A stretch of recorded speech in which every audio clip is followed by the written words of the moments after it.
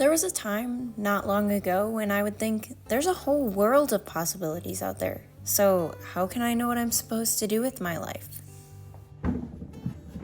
It was a pretty hard question to come up with the answer to. But after months and months of searching, I can confidently say that I may have come up with an answer. Number one, there are no supposed to's in life.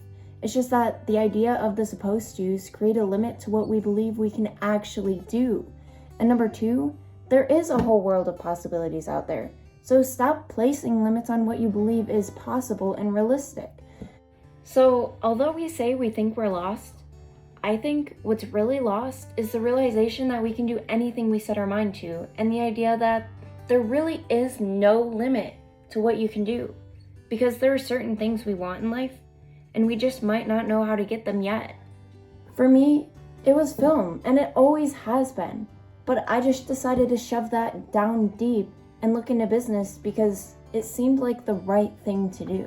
Until it didn't, and I felt lost and couldn't figure out exactly what the right thing was. When we're little kids, we're told that we can do anything we set our mind to. Nothing is impossible. But as we grow up, that nothing is impossible notion seems to start to dwindle away, and we start setting our mind on more realistic careers and hobbies. Our dreams slowly die down, but they never fade completely. We forget about them, but really they're just buried deep inside of us. We graduate high school and have to move on to the next step, so we might find ourselves asking the question of what career we would enjoy and shuffle through all the practical ones while pushing down the ones we deem unrealistic, even though they bring us the most joy. And then most of us start on this path towards the more realistic one.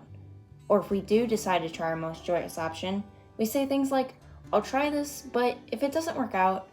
You see, saying, but if it doesn't work out creates a limit. Setting a backup plan creates a limit because you know you'll have that to fall back on. And so you won't try as hard.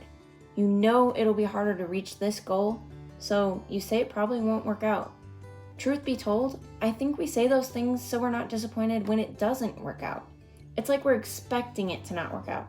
You see, it's not about which option you choose, and it's not about which path you take, but how you walk on that path.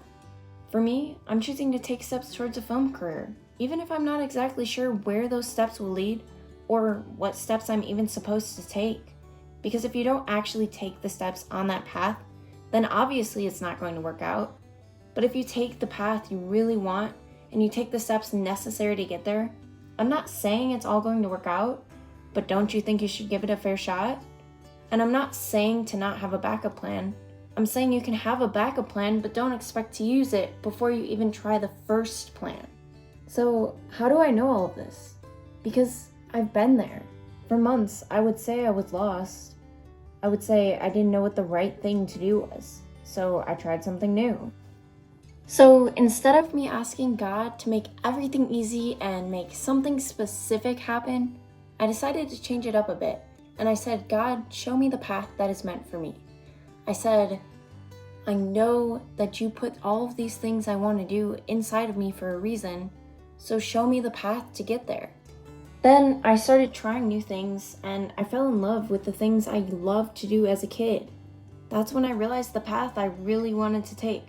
But as I said earlier, I set limits on myself achieving those things, until I learned something very important. But that's for another video. Until then, I challenge you to take the limits off your mindset and to ask yourself, if I could do anything in the world, what would I want to do? Remember the little kid inside of you who thought anything was possible and had unrealistic expectations.